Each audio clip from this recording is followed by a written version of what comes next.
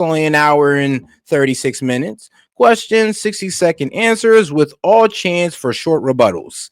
So yeah, about 20-second to 30-second rebuttals, cross-examination. Candidates will direct a single question to his opponent. Okay. Lightning round, yes/no or short answers to a series of questions. Okay, let's get to it. Will generally be limited to 60 seconds with a chance for rebuttals. Candidates will have an opportunity to ask one opponent one question in our cross-examination round. So let's begin. This will be the last time all three candidates will be together on stage. Shout out To. She says that Mansuela needs to drop out. He does? I don't know. That's the only Republican candidate we got. That's the only guy representing. They're trying to feed the lie that, oh, well, if he drops out, then all of his voters are going to vote for Cuomo. And I'm just like, bro, I'm be honest with you. All right, so you're telling me these Republicans are just going to all of a sudden turn Cuomo voters? I mean, who's to say that might not go in the other direction and they go vote for Mamdani? Like, who's to say it might not go in that direction? But, you know, even the Republicans are putting their hat behind Cuomo. So maybe they might get the signal of like, look, I mean, Silva, you drop out and we got your guys going to Cuomo. If we can like make that a guarantee, then yes, I would agree for this man to drop out. If not, then we're kind of making it easier for Mamdani. The next mayor will be sworn into office 71 days from now on January 1st, 2026. He will inherit a city with an affordability crisis, a tense relationship with the federal government, and millions of New Yorkers who very likely did not support him. Let's begin our debate with your opening statements to viewers. You have 45 seconds. The order was determined by a random drawing on live television this morning, and we'll begin with Curtis Sliwa. Good evening. Thank you. It's us versus them. It's us versus the insiders and the billionaires. It's us versus Cuomo. It's us versus Zorhan. This is a campaign not about power. This is a campaign about you, the people. And I know many of you hardworking New Yorkers, you tell me you've been pushed aside, you've been silenced. These are the people that have all the money, all the connections. They've made their backroom deals, but we have something more important. We have you, the people. And we're not going to be silenced anymore. We're going to fight. Tonight, I want you to look at the content of my policies, to know that I've served this city for more than 50 years, the city that I love. And I'm going to share with you my vision to make New York City safer again, to make New York City more affordable again, and where everybody once again can live the American dream. Thank you. Next is Andrew Cuomo. Good evening. Thank you. Good evening. New York's first, thank you to the moderators. Thank you all for being here. And go Knicks, go Knicks, go Knicks. I hope we get an update on the score. New York is the greatest city on the globe. But we are at a pivotal moment. And the voters are going to have to decide in this election what candidate has the plan to save this city and what candidate can get it done, not just talk about it. My main opponent has no new ideas. He has no new plan. It's Bill de Blasio rehash, and we know how that turned out. He's never run anything, managed anything. He's never had a real job. I will hire 5,000 new police, build 500,000 new units. I will cut taxes. I will grow jobs. And I will end this hate-mongering and division that is tearing this city apart, because that's not who we are as New Yorkers. You know I can make change. You know I can make government work. I've done it before. I'll be ready on day one. All right. And shout out to Hellbait. He says the only reason they didn't attack Sliwa is because they have nothing to go after him with. It was egg on face for both Cuomo and Mamdani. Yeah, I mean, let's be real. His political career isn't as extensive or filled with scandals as Cuomo is, of course. And then Mamdani, I mean, Mamdani's getting eviscerated in the news every single day. Well, on Fox News every single day. And the other news is on the left, they don't really want to cover him that much. I mean, they'll invite him in for that one-on-one, but it's not like they provide constant coverage of Mamdani. So the right outright rejects him, of course, and the left is, well, kind of refusing to fully claim him. Okay, thank you. Next is Zohran Mamdani. Good evening. Good evening. Thank you to the moderators, and thank you to New Yorkers for tuning in. I know you'd rather be watching the Knicks.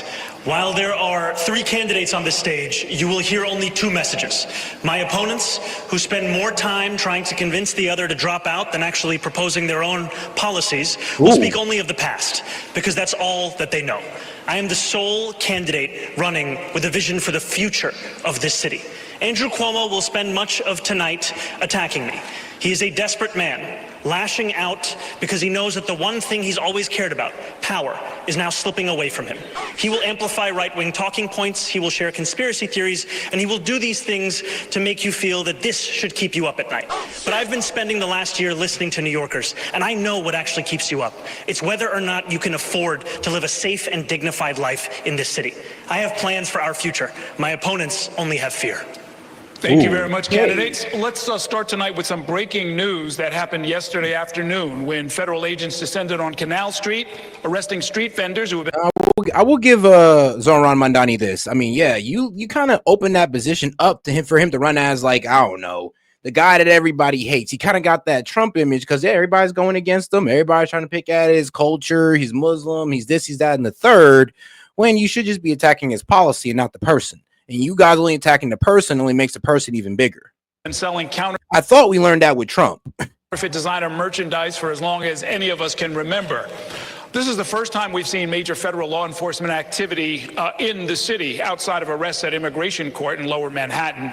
And some critics are now ringing an alarm bell, calling it a dangerous and unprecedented use of federal agents in New York City. Others say that the vendors were a major... Come on now, bro. Canal Street ICE raid needed to be done. If you ever been to Canal Street, like, all right, because I remember when I was younger and I used to go see my dad and I had to take the bus, it dropped me off at Canal Street. And it would be like it's a city, it's a street, well, really, it's a street that's called Chinatown. It's really just a Chinatown. Just to be real with you, Canal Street is Chinatown. Whole bunch of Chinese stores, Chinese vendors, Chinese people.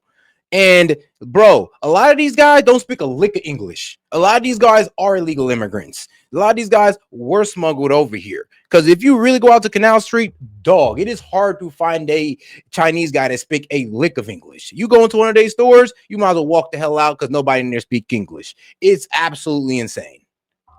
Quality of life problem in the neighborhood that the NYPD had ignored. So the candidate, I'll ask each of you to respond to this. How should the mayor and the NYPD have handled both the presence of the street vendors and then the federal action? We'll start with you, Mr. Cuomo. I've had a lot of dealings with President Trump. And there's only one way to deal with him. He puts his finger in your chest, and you have to put your finger right back in his chest.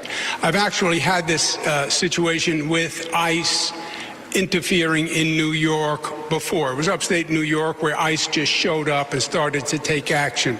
And I called the president and I went down to the White House and I said, that doesn't work in New York. You don't send ICE in without coordinating with our police. It's not smart, it's duplicative, and it's dangerous. We don't need ICE to do quality of life crimes. We don't need them to worry about illegal vendors. That's a basic policing function for NYPD, Consumer Affairs, etc.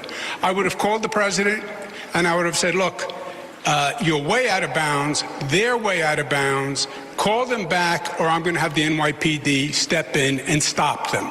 Because of this. Bro, that's a dumbass idea. That would have been a dumbass idea, bro. You're pretty much asking NYPD to punch up, which are above federal agents. They can't do that. They're not allowed to do that. And you'd pretty much be putting the NYPD against, well, I mean, government. Yeah, basically government. The federal government agents or federal government police. Why would you do that? I'm not sure, but yo, Cuomo, you're asking for a fight. If you really said you were going to put NYPD and have them go against ICE, it'd have been law enforcement versus law enforcement. Like, what are you doing? That was a dumb thing to say. This is not their jurisdiction. You're in the city of New York. Okay, Mr. Mamdani. ICE is a reckless entity that cares little for the law and even less for the people that they're supposed to serve.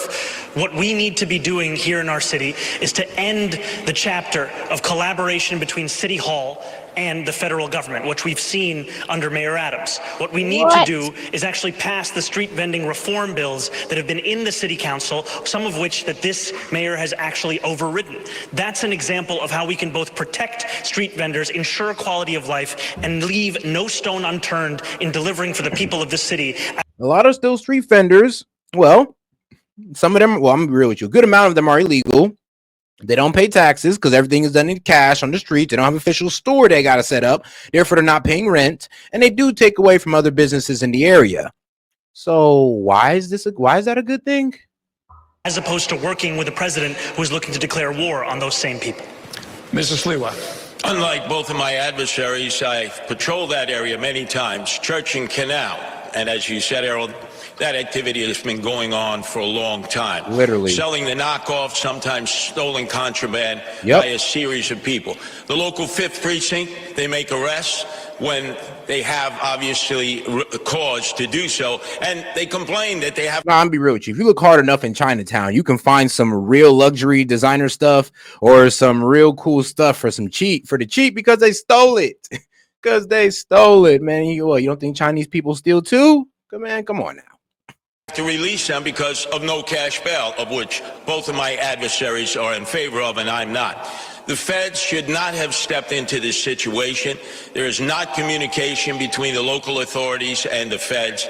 This is a matter that should have been left up to the NYPD. But we can't tolerate citizens attacking our federal law enforcement forces in this. Thank you. So at least he's making sense again. Because first he was saying that, all right, well, this should have been something that NYPD was enforcing, was the selling of knockoffs and making sure immigration laws being upheld. It shouldn't be up to the president to do so, but look at the situation that you guys are in. You're not upholding it. That's why Canal Street has gotten so bad over the years. And Canal Street has been like this for decades now. I mean, shit, it's been like this even when Obama was in office. It's just been a hive of like immigration crime and counterfeit crime. Street, because then that will just lead to anarchy. Let me ask a related question. President Trump has been commenting on this race and all of you on a regular basis. He's been less than glowing when talking about each of you, especially you, Mr. Mamdani. I'd like you each to describe whatever combination of defiance, diplomacy, and cooperation you will use as mayor if President Trump continues to increase the federal government's role in the affairs of our city while also threatening to decrease funding. Start with you this time, Mr. Sliwa. Well, my adversaries have decided to bump chests with President Trump to prove who's more macho. You can't beat Trump. He holds most of the cards. He's already cut federal funding for Medicaid, for the SNAP program, and it's threatened to cut funds for NYCHA. So if you're all of a sudden going to get adversarial, you're going to lose. And who gets hurt? The people of New York City. With Trump, it's always the art of the deal. You have to go, you have to try to negotiate, whether it's with his minions or himself. He'll want you to give in order to get a little bit. But if you immediately act like you're going to take him on, like, it's going to be a one-on-one fight, we're going to lose. All the people in New York City are going to lose. Yeah, I mean, Trump has way more levers to pull than a city mayor. So I would hope a city mayor would act right and, work with the president, because you can't really pull any levers on the president, but the president got all the levers to pull on you. You have to be able to show respect. And I think if you show respect, you'll get respect and you'll protect the New Yorkers who are so desperately in need of federal funds. What's the good of it? They'll bump chests with Donald Trump. They won't get the money, and then they'll blame Donald Trump. I will negotiate with Donald Trump and try to get the best deal possible for our poor and indigent citizens. Okay, Mr. Cuomo. Yeah, the difference on this question is I've actually lived it, and I've done it with President Trump over many years through the most difficult situation that this country has gone through, COVID plus. You're wrong. I mean, Cuomo, you failed with COVID. You completely failed. Don't even mention COVID. You're going to have to confront President Trump. He is hyper aggressive, and he is going to overstep his bounds. And you are going to have to confront him. And you can beat him. I confronted him, and I have beaten him. He was going to quarantine New York during COVID, and I stopped him. He was going to cut. I know, because you did it. aid to federal programs, and I stopped him. But you also want to be in a place where you can cooperate on good things, because we need federal help if we're going to save our city and rebuild our city. President Trump has to respect you. He sent the National Guard into 20 cities. City he didn't send it into? New York. Because I talked to him and I said, we don't need you here. He has said he'll take over New York if Mamdani wins, and he will, because he has no respect for him. He thinks he's a kid and he's going to knock him on his tuchus. So it is a balance, but you're going to have to be adversarial when you need to, but you want to cooperate to get good things done in this city, and you need federal help. Mamdani. We first just heard from the Republican candidate for mayor, and then we heard from Donald Trump's puppet himself, Andrew Cuomo.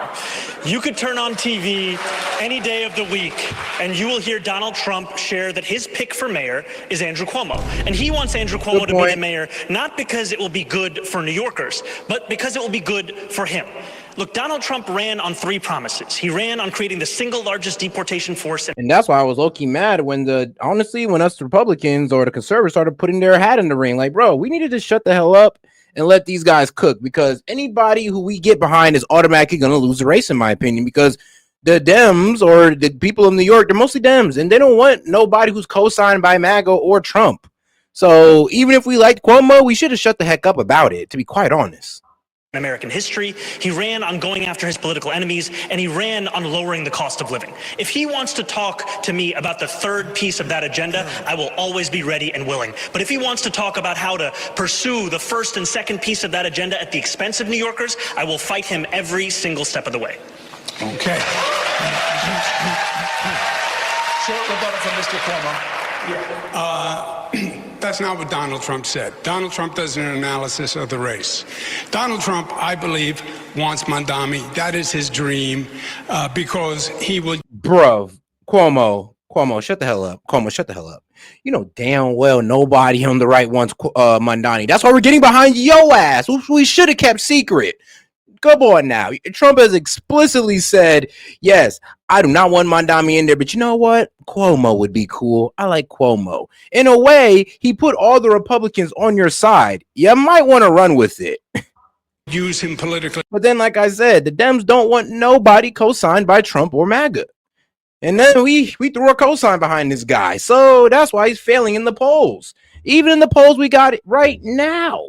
Like, bro, Cuomo's at 21%, 152 votes. Cuomo's at 21%, Mamdani 29, Silva 50.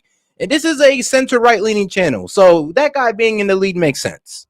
All across the country, and he will take over New York City. Make no mistake. It will be President Trump and Mayor Trump, and he will come in and take over the city. I have no doubt. Okay. All he said was, his analysis is after the polls, it's a tough choice between a Democrat and a communist. And he considers Mamdani a communist. He happens to be a socialist. But between a communist and a Democrat, it's a tough choice for him. Okay. All right. Thank you, candidates. Brian wants to talk to you about some important issues on the minds of New Yorkers. Hi, candidates. Thank you for coming tonight. And the cost of living is our next topic.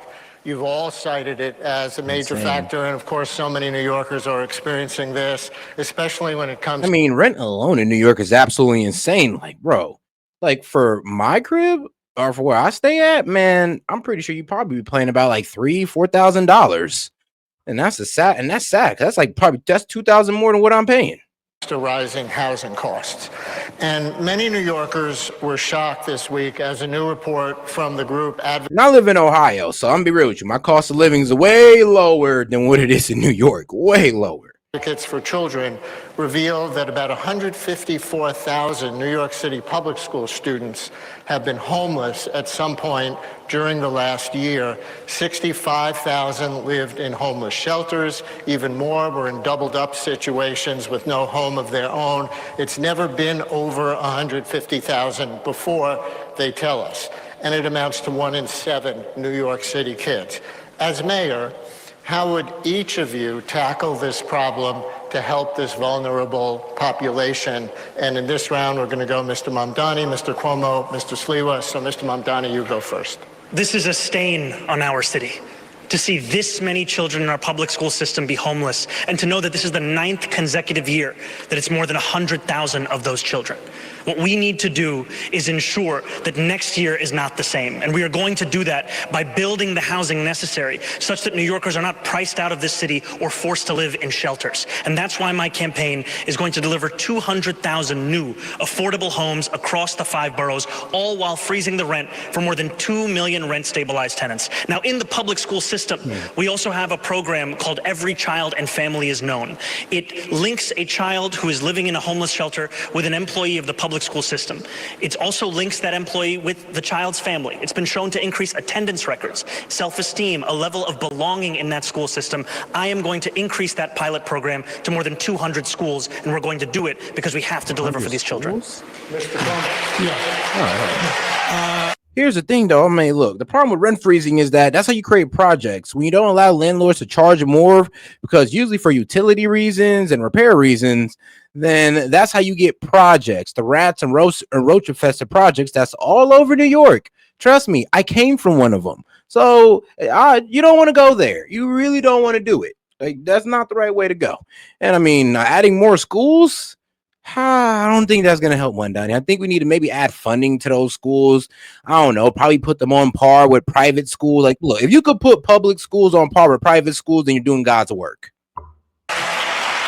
Zoran is a great actor. He missed his calling. Freeze the rent sounds great.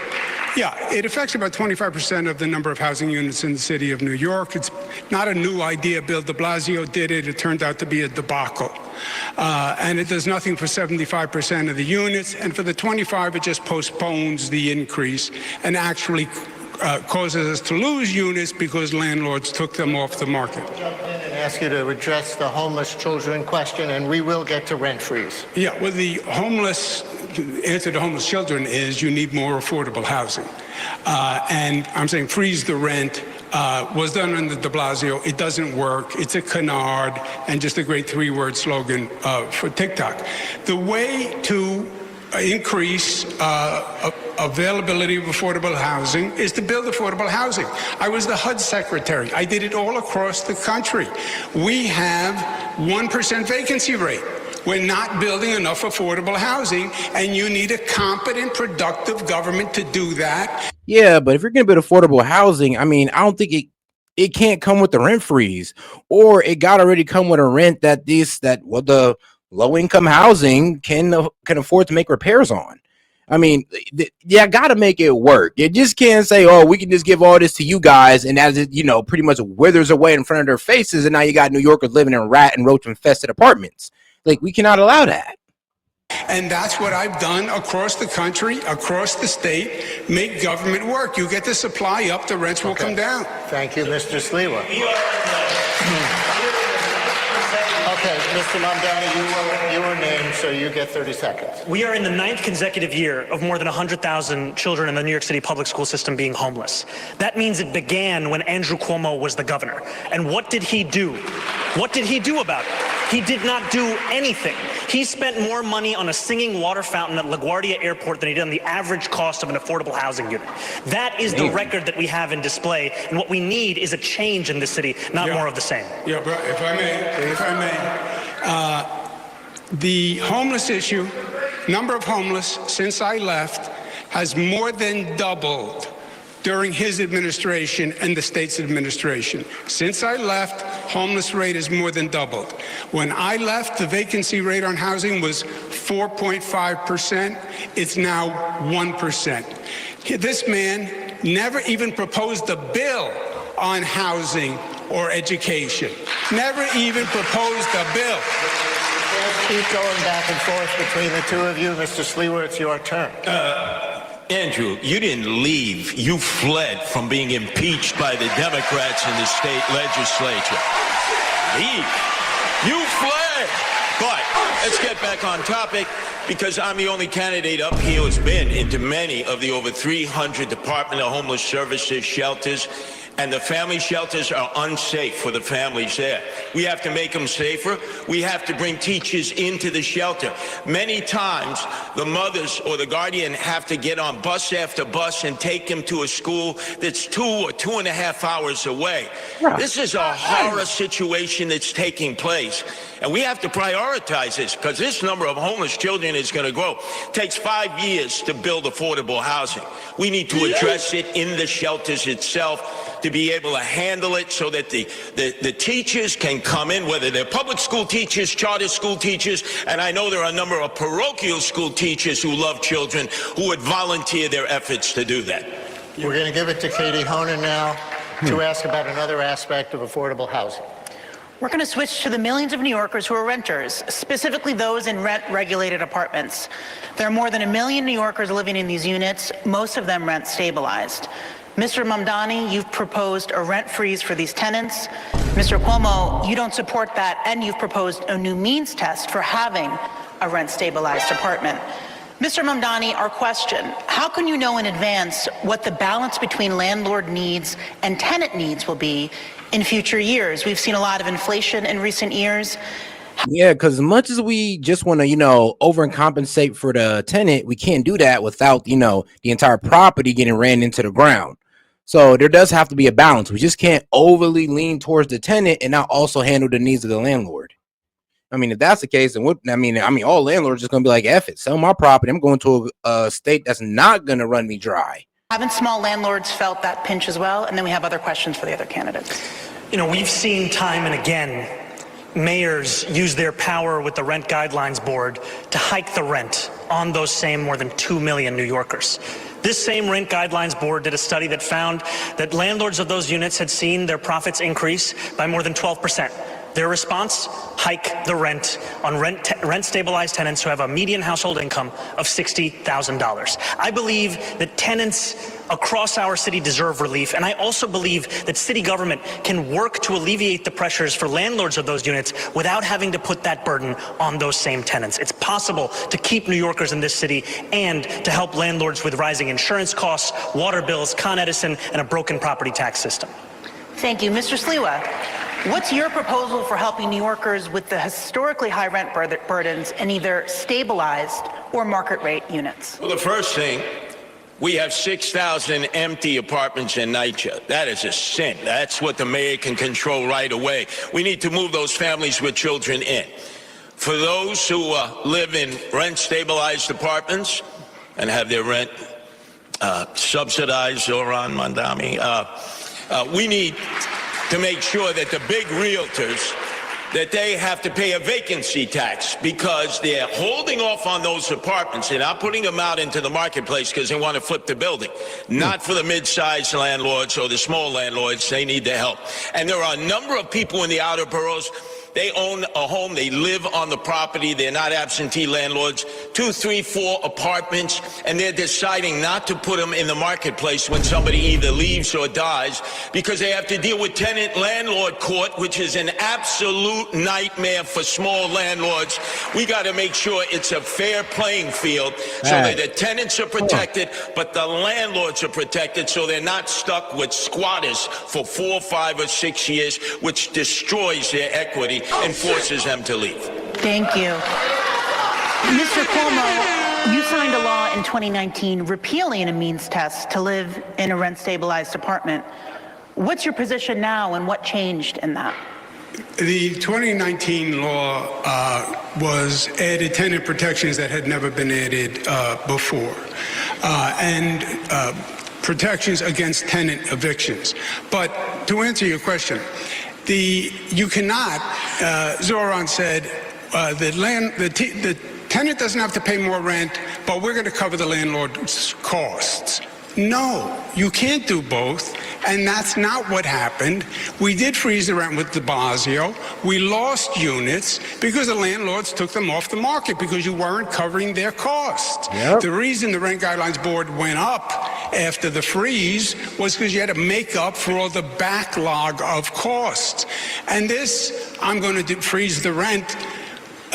people think it. Yeah, somebody made a good point in the chat. I mean, shout out Golf. He said, yo, just forcing landlords to keep these tenants in forces rent up on its own, because the next guy now got to pay like an extra $1,000 to make sure that the other guy doesn't completely kill the landlord. I mean, you can't kick him out legally. That is crazy. Like, yeah, bro, I would have sold almost every property I'd have had. I'd have been out of there. I'd have invested in a new state, a red state. Applies the Rent Guidelines Board BS, because 25% of the units that are rent stabilized. And by the way, it's all BS because the mayor doesn't have the power to do it anyway. The Rent Guidelines Board does, and he doesn't control the Rent Guidelines Board. So nothing is going to happen. It's all this. It's just more political blather. Mr. Mamdani. And shout out Tove. She says exactly, rent freezes kill landlords financially because maintenance and other repair costs don't freeze along with the rent. I mean, facts, like wear and tear is still happening. Like, hey, if you can freeze wear and tear along with the rent, hey, go ahead. But if you can't, then that is wild. That is wild, and it hurts them financially. It's like, come on now, you're damn near asking for people to leave at that point. And shout out Hellbat. Have you realized how many times clapping after Sweet Love spoke, or is it just me? You know, I have. People are definitely going off for this man. It does seem like he's able to win kind of like both sides.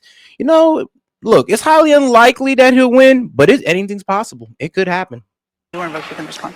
You know, if you want a candidate for mayor who tells you everything that he cannot do, then Andrew Cuomo should be your choice. If you want a candidate for mayor who will use every tool at their disposal, including the 9 appointees at the Rent Guidelines Board, all of whom are appointed by the mayor, then I am the candidate for you. We have to go to Errol, sir. I'm sorry, you weren't named, so I'm sorry. We're going to go to Errol, talk about development. Errol, my name was invoked. Can I get the rebuttal? Quickly. Okay, quickly. The mayor doesn't appoint the Rent Guidelines Board. He's wrong. They are appointed to a term, and they're on holdovers. And when the term is over, you can appoint. But it takes a number of years to get control. Okay, understood. Candidates, right now we are just blocks away from the site of the Long Island City rezoning plan, which has been under consideration for a decade at this point, and in its latest version would create 15,000 new apartments. That plan, like the recently passed City of Yes 5-borough rezoning, reflects a reality that hundreds of thousands of units, as many as 1 million new units, will be needed in New York City over the next 10 years. What is your plan to get new units built quickly? And the order of this will be Mr. Cuomo, then Mr. Sliwa, then Mr. Mamdani. Yeah, Sliwa said before it takes 5 years to build affordable housing. No, it doesn't. No, it shouldn't. That's an incompetent government. You can actually get competent government and well-managed government. I built LaGuardia Airport, even though he doesn't like it, in 4 years, okay? So don't tell me it takes 5 years to build a housing unit. You have to redo HPD. You have to change the entire organization. I mean, yeah, you do got to cut back on some of those restrictions, you know, that y'all have to do for the environment and all that good stuff to go ahead and get these projects to move faster. I mean, yeah, y'all kill all those restrictions, then cool. Guys can get, people can get things built faster. I mean, same thing needs to be done in California too. Trust me. I mean, that's why it takes forever for them to build a railway. This organizational structure, you have the zoning, but you have to start hundreds, if not thousands, of sites simultaneously.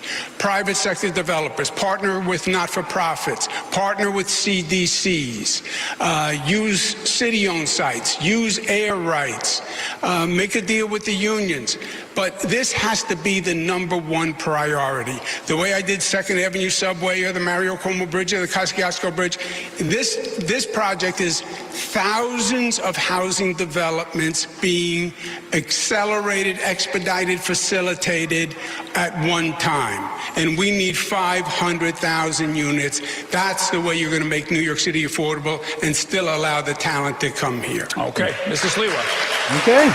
So make things fair for landlords where they're able to, cover repairs, but then also add more housing to the market to drive down price. It makes good economic sense. I'm not going to lie. I'm the only candidate here on the stage who is opposed to the City of Yes. Both my adversaries are for it. make sure on election day when you turn over your ballot and you have the initiatives, you vote no. And you know how oftentimes I've been accused, how are you going to work with the Democratic-controlled city council? I, Adrian Adams, and the predominant Democrats, including many of them very liberal and progressive, believe no to yes. I have a simple plan. It takes a year. We have 25 Empire State buildings that would be empty and just have office space. It'll never be used because business doesn't operate the way it used to. Retrofit them to affordable apartments. Most are in Manhattan. The infrastructure is there. You set up a partnership with developers. It'll put men and women to work, and you'll get your affordable apartments a lot quicker and not be a burden to the outer boroughs and the residential communities because you're in the back pockets, Andrew, of the developers who wine-dined and pocket-lined you. Let me ask you a follow-up on that, Mr. Sliwa. Do you think each elected city council member should have basically veto power over whether or not housing gets built in their district? Absolutely. Local control. Community boards should have their say. What happened to zoning? We throw it out? Eric Adams. This city of yes is on steroids, and he went wild taking care of his developer friends as he knew he would be one and done. I told you he was corrupt. I told you there would be chaos, and I warned you in 2021. You should have elected me mayor then. Okay. Mr. Mamdani. We need to build more housing all across New York City. Today, New York City builds about 4 houses for 1,000 people. Jersey City's at 7. Tokyo is at about 10. We need to do this by streamlining the processes of private sector construction across the city, by ensuring we're building more around hubs of mass transit. And we also need to ensure that the public sector is building truly affordable housing. And what I mean by truly affordable is housing that is built with the median household income in mind, which is $70,000 for a family of 4. And that's why my administration will do exactly that, scaling up programs we already had in HPD, like senior affordable rental apartments, SARA, like Ella, extremely low-level affordability. These are the kinds of programs that will deliver a city that New Yorkers can actually afford. There was reference to the 3 housing-related charter amendment questions.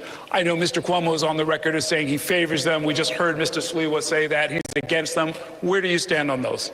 I'm appreciative that those measures will be on the ballot and that New Yorkers will be able to cast their votes for them. I know that we desperately need to build more housing in this city, and I also know that the jobs we create in the building of that housing should be good jobs as well.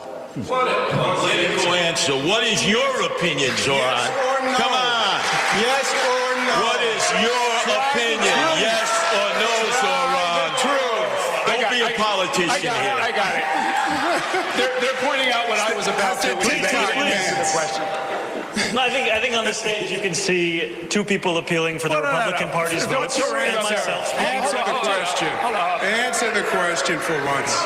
My question to you was, do you support the 3 ballot amendment questions? I have not yet taken a position on those ballot amendment questions. What a shocker. All right. What a shocker. We're going to move on.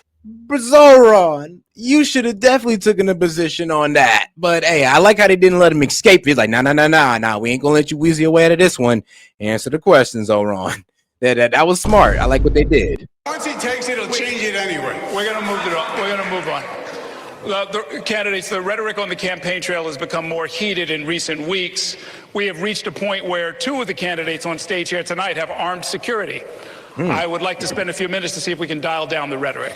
Mr. Mamdani, some Jewish New Yorkers continue to say that your comments on Israel and the war in Gaza leave them feeling unsafe and concerned about their future in our city.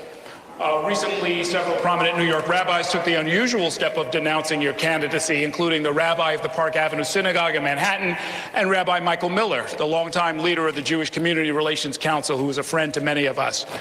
Do you have any regrets about how you've dealt with these issues, and will your longstanding views on the subject get in the way of your ability to be an effective mayor? I look forward to being a mayor for every single person that calls this city home. Not just those who voted for me in the Democratic primary, not just those that vote for me in this general election, but all 8.5 million New Yorkers. And that includes Jewish New Yorkers who may have concerns or opposition to the positions that I've shared about Israel and Palestine. You know, just a few weeks ago, I was on the M57, the slowest bus in New York City. And as I was seated there, there was a speech therapist who was sitting next to me. She told me that she was Jewish. She said that her daughter was a huge fan, but that she was not yet decided on who she was going to vote for. And she shared to me about her fears in this city, about rising anti-Semitism. And I told her what I will tell New Yorkers today, which is that I will be the mayor who doesn't just protect Jewish New Yorkers, but also celebrates and cherishes them, who doesn't just increase funding to hate crime prevention programs by 800%, who doesn't just ensure that the NYPD are outside of synagogues and temples on the high holy days, but also actually delivers on the implementation of the Hidden Voices curriculum in our school system, so that children in this city learn about the beauty and the breadth of the Jewish experience right here in the 5 boroughs. Okay, I've got a different. Yeah, but can I just comment on that, please? Hey, I mean, it was a good answer. I give it to him. Yeah. And he was caught having dinner with a bunch of Hasidic Jews. So, I mean, not all of the Jewish community out there doesn't like him. I mean, probably majority of it doesn't. But hey, we'll see how that works out for him. You know, not everything is a TikTok video. You're the savior of the Jewish people. You won't denounce, globalize the Intifada, which means kill Jews. There's unprecedented fear in New York. It was not several rabbis, Errol. It was 650 rabbis who signed the letter, not several. Let me ask you a related question, Mr. Cuomo. Many New Yorkers have serious grievances with Israel and the way the Israeli government under Benjamin Netanyahu has conducted the war in Gaza and expanded settlements in the West Bank. Ooh. What would you say to and how would you handle New Yorkers who are in the streets, if you were mayor, protesting the actions of the Netanyahu government? Fine, that's your right. Protest, demonstrate, disagree. God bless America. God bless New York City. Okay. And there is no doubt that there's two sides on what's going on, and the passions are very high. That doesn't justify anti-Semitic behavior in New York. It doesn't justify having a Jewish population that feels unprotected in New York. It doesn't justify leaders. Yeah, but I would also have to tell him, I'm like, all right, well, what do you think about people saying that, you know, criticizing Israel's carry out of the war on Gaza would you see that as anti-Semitic? Because that's how it's being framed, that if you criticize the war in Israel or the war in Gaza, well, you're anti-Semitic. So, I mean, let's be real though. And we know what that one rabbi said, that anti-Semitism has an ever-evolving definition. So damn near they can fit it to whatever they want to. So I'd ask him, I'm like, you say it's okay to protest them, but sometimes people say that protesting Israel is anti-Semitic. I think that'd have been a better question for him. You stoke the flames of hatred against Jewish people, which is what Zoran does, in my opinion. I'll give him a chance to answer, and then we'll go to Mr. Sliwa. You know, I've heard from Jewish New Yorkers about their fears about anti-Semitism in this city. And what they deserve is a leader who takes it seriously, who roots it out of these 5 boroughs, not one who weaponizes it as a means by which to score political points on a debate stage. Mr. Sliwa. Excuse me, Mr. Cuomo, it's my turn, all right? It's like 2 kids in a schoolyard. Yeah, I heard you on the radio this morning. Zoran, this is personal for me. I know you are under threat. The mother of my 2 youngest sons who are raised Jewish, Melinda Katz, is prosecuting this person who came up and tried to do you harm. But let me speak on behalf of my 2 sons. When they've heard some of the statements you've made, like in support of global jihad, and I hear some people out there saying the Jews, their time is due, which means the same thing. They're frightened, they're scared. They view you as the arsonist who fanned the flames of anti-Semitism. Okay, come on now. Suddenly accept the fact that you. Come on now. He's the guy that fanned the flames of anti-Semitism. That's kind of not fair. I mean, all right. I guess if that's what they want to run with, okay. But to say that he's the guy fanning the flame of anti-Semitism instead of Bibi Netanyahu is wild. You're coming in like a firefighter and you're going to put out these flames. You've got a lot of explaining to do, a lot of apologizing to do. My sons are afraid. Their family, their friends, many in the Jewish community are concerned if you become mayor because they don't think when anti-Semitism rears its ugly head, which it's now doing more than ever before, that you will have the ability to come in and put out those flames of hate. Okay, yeah, you can. I think there is room for disagreement on many positions and many policies, but I also want to correct the record. I have never, not once, spoken in support of global jihad. That is not something that I have said, and that continues to be ascribed to me, and frankly, I think much of it has to do with the fact that I am the first Muslim candidate to be on the precipice of winning this election. Now, all the same, Curtis. Yeah, I'm gonna be real with you. I have not been able to find this man saying, "Oh, globalized jihad and praise the Intifada." I've looked for it and I have not found it. So if anybody got a link for it, or maybe I don't know a tweet that this man wrote, please send it to me because I have not been able to find that. But people keep saying it. When I say I don't find evidence of it, people are like, "You're defending this Muslim." I'm like, first off, it's okay to be Muslim. Like, what the hell?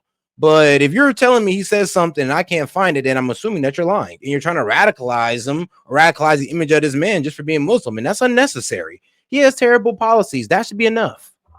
I do still want to be the mayor that will keep your sons safe, that will keep every single New Yorker safe. And it is my job to not only deliver on that commitment, but also to ensure that New Yorkers feel it every single day that they live in this city. Okay, candidates, Brian's going to take us into the next section. Thank you, Errol. And the next section is some individual political questions, one for each of you. Let me start with you, Mr. Cuomo, then Katie will ask a question of Mr. Sliwa, and Errol to Mr. Mamdani. Mr. Cuomo, the last time most New Yorkers saw you before this campaign was when you resigned your seat as governor under scandal in 2021. The most recent Quinnipiac University poll in this race shows that 54% of likely voters say you're unethical. Meanwhile, you also have strained relations with Governor Hochul, State Attorney General Letitia James, and others. What would you say right now to New Yorkers who have questions about your moral compass and concerns that you cannot effectively work with other elected officials? Yeah, well, first, you somewhat misstated the facts, but I resigned because there was allegations made. I didn't want to waste the time and distract state.